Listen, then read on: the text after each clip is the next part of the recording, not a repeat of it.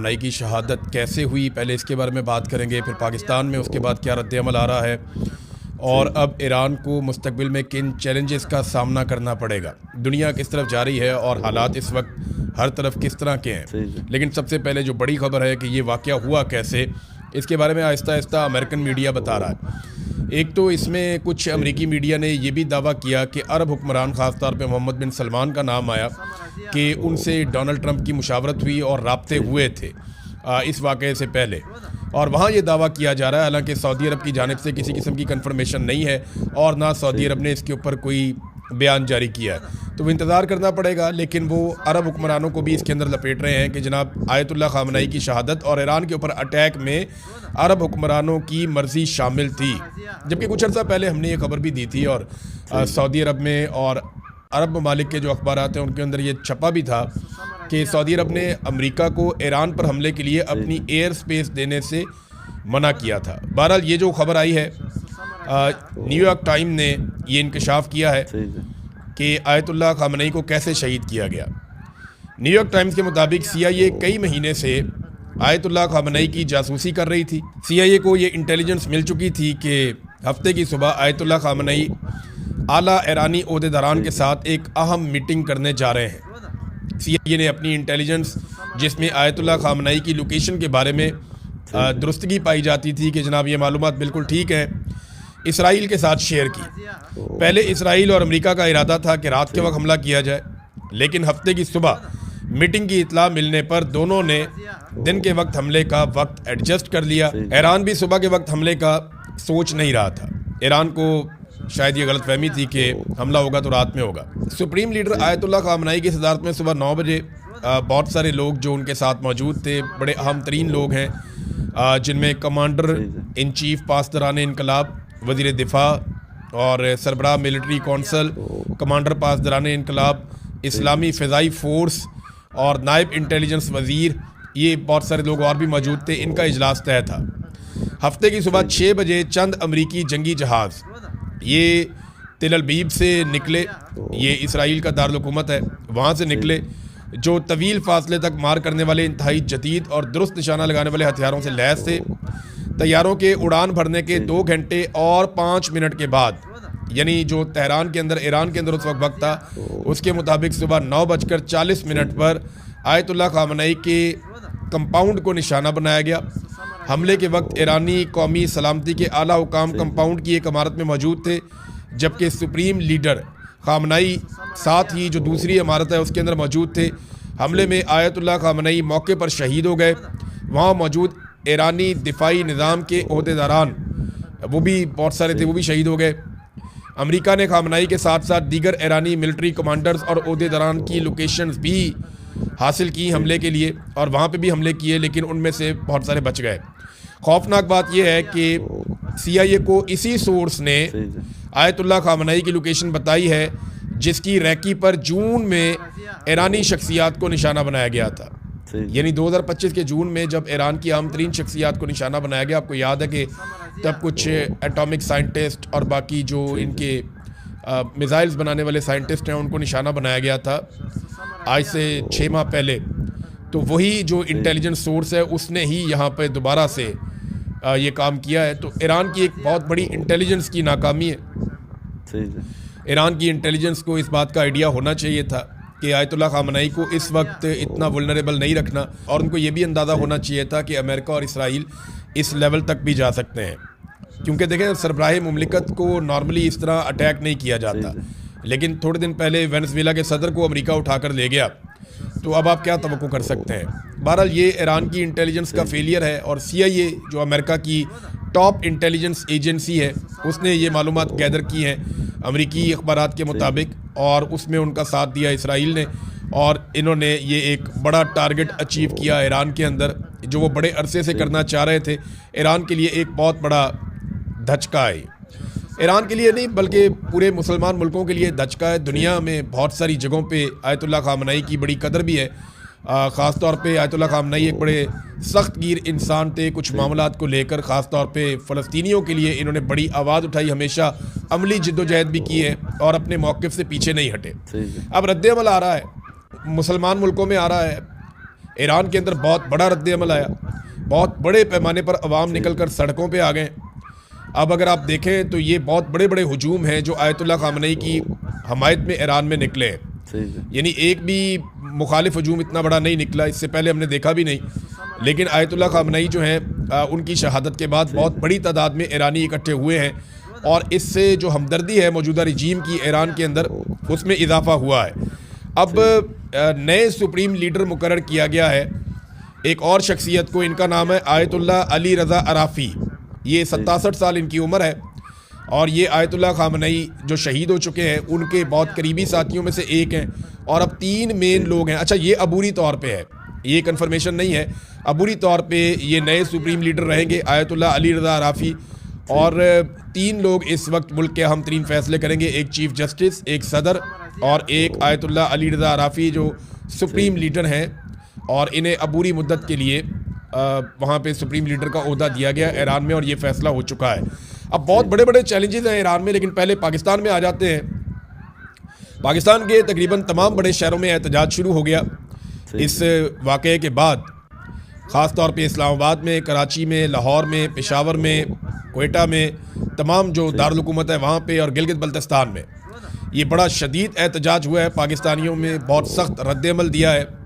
गिलगित बल्तिस्तान में अक़वाम मुत्तहिदा का दफ्तर जो है उसे आग लगा दी गई। मुजाहिरीन की जानिब से ये इत्तला आ रही है कि अक़वाम मुत्तहिदा के दफ्तर को गिलगित बल्तिस्तान में आग लगा दी गई है। अभी तक जो नुकसानात हैं उनका पता नहीं चला। ये ज़रूर हुआ कि वहाँ पे सिक्योरिटी फोर्सेस की फायरिंग से अब तक की इत्तला के मुताबिक 7 से 8 अफराद के शहीद होने की इत्तला मिल रही है कि 7 से 8 अफराद जो मुजाहिरीन वहाँ पे थे उन पे गोली चलाई है सिक्योरिटी फोर्सेस ने, बहुत सारे ज़ख्मी हो गए हैं और 7-8 लोग जो हैं वो जाँ बहक हो गए हैं। ये वाक़या हुआ गिलगित बल्तिस्तान में। कराची में एक इंतहाई अफसोसनाक वाक़या हुआ। मुजाहिरीन एहतजाज कर रहे थे और ये मुजाहिरीन कराची कौंसलेट की तरफ गए और वहाँ पे फिर फायरिंग हुई है। कुछ सोर्सेज ये कह रहे हैं कि ये फायरिंग जो है अमरीकी मरीन से की है जो वहाँ पे कौंसलेट में मौजूद थे, और कुछ सोर्सेज ये कह रहे हैं कि कराची की सिक्योरिटी फोर्सेज जो है, पुलिस वगैरह, उन्होंने ये फायरिंग की है। अभी तक इस पर कोई सरकारी कन्फर्मेशन नहीं आई, लेकिन अब तक की इत्तला के मुताबिक 10 लोग कराची वाले इंसिडेंट में जो मुजाहरा करने के लिए गए थे वो जाँ बहक हो गए हैं और बहुत सारे लोग ज़ख्मी हैं। ये इत्तलात कराची से आई हैं। इस्लामाबाद में स्ट्रेट फायरिंग की गई है, शेलिंग की गई है मुजाहिरीन के ऊपर। मुजाहिरीन वहाँ पे एहतजाज कर रहे थे। मुजाहिरीन में और मोहसिन नकवी में तय पाया था कि एक लिमिट से आगे नहीं जाएंगे, लेकिन अमरीकी एम्बेसी के बाहर वो एहतजाज करना चाह रहे थे। वहाँ पे भी फायरिंग की रिपोर्ट हुई है और बहुत सारे लोग ज़ख्मी हुए हैं। अभी तक इस्लामाबाद से कन्फर्मेशन नहीं आ रही, लेकिन पाकिस्तान में अब तक की इत्तलात के मुताबिक 20 से ज़ायद अफराद जाँ बहक हो गए हैं, शहीद हो गए हैं और बहुत सारे लोग ज़ख्मी हो गए हैं इन मुजाहरों में। और हुकूमत रोकने की कोशिश कर रही है। बार बार ये पैगाम हुकूमती लोगों की जानिब से दिया जा रहा है कि आप पुरअमन रहें, एहतजाज करना आपका हक है। ये वाक़या बहुत अफसोसनाक है, लेकिन आप पुरअमन रहें। शहबाज शरीफ साहब ने इसके ऊपर एक स्टेटमेंट भी जारी किया है। ये जनाब शहबाज शरीफ साहब ने जो ट्वीट किया उसमें उन्होंने कहा जी कि पाकिस्तान की हुकूमत और आवाम गम में बराबर के शरीक हैं। जो ईरान के लोगों को मिला है शहादत से आयतुल्लाह सैयद अली ख़मीनी की, ये शहबाज शरीफ साहब ने लिखा। और पाकिस्तान ने कंसर्न शो किए हैं violation of the norms of international law के बैनुल अक़वामी क़वानीन की जो खिलाफ वर्जी की है। और ये बहुत पुरानी एक रवायत है कि हेड ऑफ़ द स्टेट्स और जो हुक्मरान हैं उन्हें टारगेट नहीं किया जाता, लेकिन यहाँ पे ऐसा किया गया। ये भी शहबाज शरीफ ने लिखा है और साथ उन्होंने दुआ की है कि हम इसाले सवाब के लिए दुआ करते हैं और अल्लाह ताला उन्हें ईरानियों को हिम्मत दे इस नुकसान को, इसके बोझ को उठाने की। ये शहबाज शरीफ साहब का स्टेटमेंट है। शहबाज शरीफ के स्टेटमेंट में कहीं पे भी इसराइल का या अमेरिका का जिक्र नहीं है। उन्होंने कहीं पे भी इसराइल या अमेरिका की मजम्मत नहीं की। इसके ऊपर बहुत तनकीद हो रही है शहबाज शरीफ साहब पे कि आप खुलकर बोलते क्यों नहीं, आप नाम क्यों नहीं लेते। तो इसके बाद बिलावल ने जो एक स्टेटमेंट जारी किया, पाकिस्तान पीपल्स पार्टी ने बिलावल की जानिब से, तो बिलावल का स्टेटमेंट भी ऐसे ही है ममी रेड्डी किस्म का, होम्योपैथिक। उसमें भी अमेरिका का नाम नहीं लिया गया। और जितने भी हुकूमती वज़रा स्टेटमेंट दे रहे हैं या हुकूमती लोग स्टेटमेंट दे रहे हैं उसमें वो अमेरिका को, डोनाल्ड ट्रंप को, CIA को इस खबर के आने के बावजूद वो किसी तरह की मजम्मत उनकी नहीं कर रहे। पाकिस्तान की कोशिश ये है कि वो मजम्मत भी कर लें, मुजाहिरीन को भी राज़ी रखें और गोल मोल करके मामला निपटा दें और अमेरिका और डोनाल्ड ट्रंप की नाराज़गी भी ना हो। अब जनाब बड़ा सवाल ये पैदा होता है कि आयतुल्लाह खामनेई के बाद ईरान कैसा होगा। ये बहुत बड़े बड़े चैलेंजेस हैं। एक तो पाकिस्तान के अंदर लाहौर में भी मुजाहिरीन के ऊपर शेलिंग हो रही है और वहाँ भी पुरतशद्दुद वाक़यात हो रहे हैं। पेशावर में भी जो है वो शेलिंग हुई है। तफसीलात आएंगी, मैं आपके साथ शेयर करता रहूँगा। लेकिन अब बड़े चैलेंजेस ईरान के लिए क्या है और खामनेई की शहादत के बाद ईरान किस तरह का होगा, ये है सबसे इम्पॉर्टेंट सवाल। अमेरिका की कोशिश ये होगी कि जल्द अज जल्द वो अपने अहदाफ हासिल करे। जितना वक्त ईरान को मिलेगा उतना ईरान को संभलने का मौका मिल जाएगा और अमेरिका कोशिश करेगा कि रजीम तब्दील कर दिया जाए। लेकिन खामनेई की शहादत के बाद जिस तरह लोग निकले हैं उससे दिखाई नहीं देता कि रज़ा पहलवी टाइप का कोई बंदा लाके इंस्टॉल किया जा सकता है। हाँ, जो मौजूदा रजीम है इस वक्त, इसको अभी तबाह करना ऐसा लगता है मुमकिन नहीं है। हाँ, अगर अमेरिका कुछ कर सकता है तो वो दबाव बढ़ा सकता है कि ईरान की रजीम को दबाव में लिया जाए और अहम तरीन मामलात पे ईरान को पीछे हटने पर मजबूर किया जाए। ईरान हिजबुल्लाह की, हमास की और हौसियों की हमायत करता चला आया है, उनकी सपोर्ट करता चला आया है, जिसकी वजह से अमेरिका को, इसराइल को और कुछ अरब ममालिक को ये प्रॉब्लम भी रहा है। अब ईरान को इन चीज़ों से पीछे कैसे हटाया जा सकता है? ईरान के लिए ईरान के अंदर बड़े चैलेंजेस हैं। उनकी मईशत बहुत बुरी तरह धचका लगा उसे पिछले चंद महीनों में नहीं, अब चंद सालों में कह सकते हैं। लेकिन आयतुल्लाह खमीनी अपने मौक़िफ़ से पीछे नहीं हटे। उन्होंने काफ़ी हद तक ईरान को खुद मुख्तार किया। ईरान अपने बाजुओं पे भरोसा करता था दुनिया की बजाय। रशिया के साथ उनके अच्छे ताल्लुकात थे।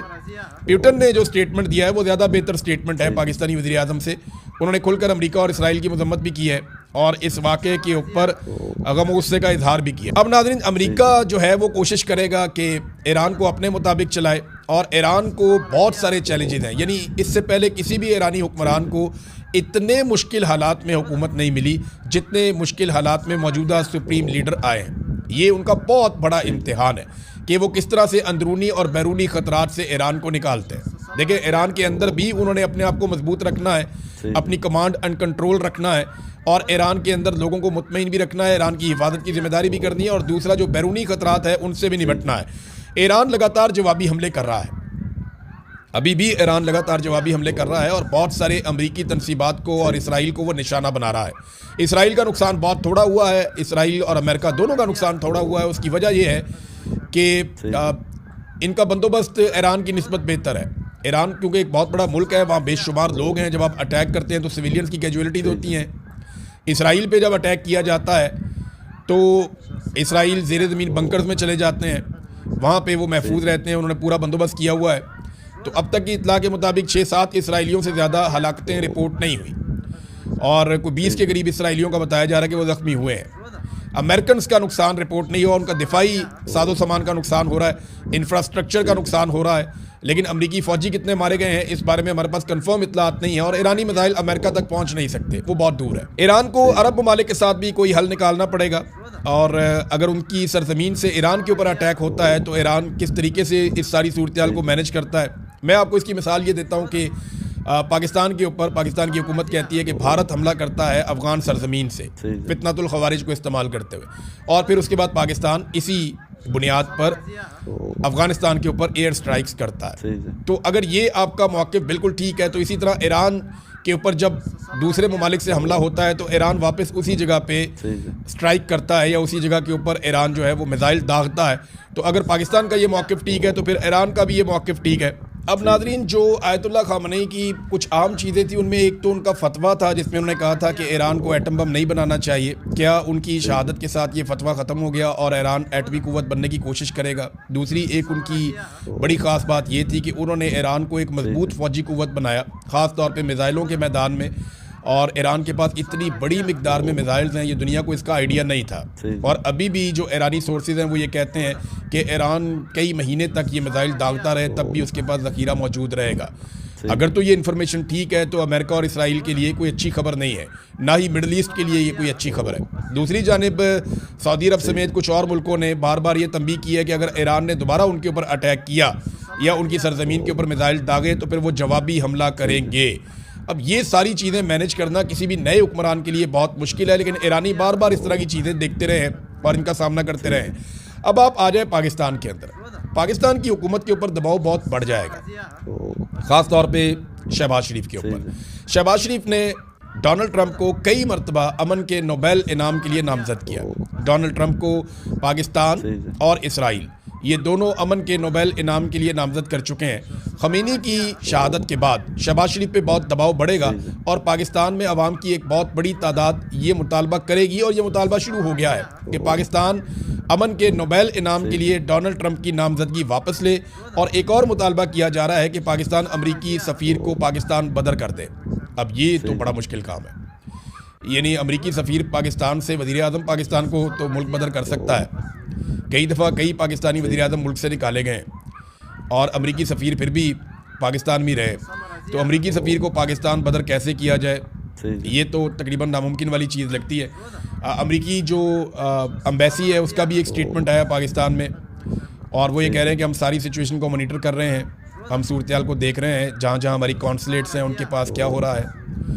और दूसरा मैं आपको ये बता देता हूँ कि अमरीकी हुकाम की जानिब से पाकिस्तानी हुकूमत पर यह दबाव डाला गया कि हमारा किसी किस्म का नुकसान नहीं होना चाहिए। ये जो मुजाहिरीन हमारी कॉन्सुलेट की जानिब आ रहे हैं या हमारे दफातर की जानिब आ रहे हैं, इन्हें दूर धकेला जाए, इनको यहाँ से हटाया जाए। और उसके बाद फिर आपने देखा कि पाकिस्तान की सरकार ने बड़ी ज़ोरदार तरीके से कार्रवाई की है, क्योंकि अमेरिकन का हुक्म आ जाए तो फिर ये देखते भी नहीं है। आपने देखा कुछ अर्सा पहले जो तहरीक लब्बैक के साथ हुआ, उनके बहुत सारे लोग कत्ल कर दिए गए मुरीदके में, एक कत्लेआम हुआ वहाँ पे, वो लीडरशिप ही आज तक नहीं मिलती, तो वो भी अमेरिका की एम्बेसी की तरफ ही जा रहे थे। और आज भी जो लोग उस तरफ जिन्होंने मुंह किया उन्हें गोलियां मार दी गई और कुछ जलाओ घिराव हुआ है, कुछ तोड़ फोड़ हुई है कुछ जगहों पे, और उसके नतीजे में फिर सिक्योरिटी फोर्सेस ने जो किया, और कुछ इतलात के मुताबिक अमरीकी मरीन्स जो मौजूद हैं कराची में, ये अभी कंफर्मेशन नहीं है इसकी, लेकिन ये दावा किया जा रहा है कि अंदर से फायरिंग हुई है और उसके नतीजे में मुजाहिरीन जाँ बहक हुए हैं। तो पाकिस्तानी हुकूमत वही करती है जो अमेरिका से उन्हें हुक्म आ जाता है, और पाकिस्तानी कितने भी मारे जाएँ, कितने भी पाकिस्तानियों का कितना भी नुकसान हो जाए, इससे कोई फ़र्क नहीं पड़ता पाकिस्तान को या पाकिस्तानी हुक्मरानों को। उन्हें हर हाल में अमेरिका की जानिब से जो हुक्म मिले वो उनको पूरा करना पड़ता है। अब ये जो मुतालबात है ये बड़े खौफनाक है। अमरीकी सफ़ीर को मुल्क बदर करो, ये एक मुतालबा सामने आ गया मुजाहिरीन का। दूसरा ये आ गया कि डोनाल्ड ट्रंप की जो नामजदगी है उसको शहबाज शरीफ साहब वापस लें इस इंसिडेंट के बाद। इसराइली वज़ीर आज़म नेतन्याहू एक मरतबा नहीं कई मरतबा ये कह चुके हैं कि वो पहले ईरान को और फिर पाकिस्तान को टैकल करेंगे, क्योंकि इन दो मुल्कों से ख़तरा था इसराइल को, और वो ये समझते हैं कि मुस्तकबिल में भी ख़तरा हो सकता है। लिहाजा इन दो मुल्कों के पास वो ताकत या हथियार नहीं होने चाहिए जो कभी भी इसराइल के लिए या इंडिया के लिए ख़तरा बने।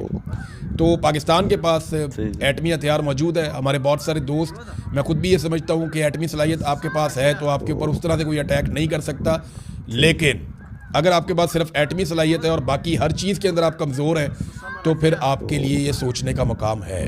अब तक के लिए इतना ही। अपना ख्याल रखिएगा, अपने इस चैनल का भी। अल्लाह हाफ़िज़।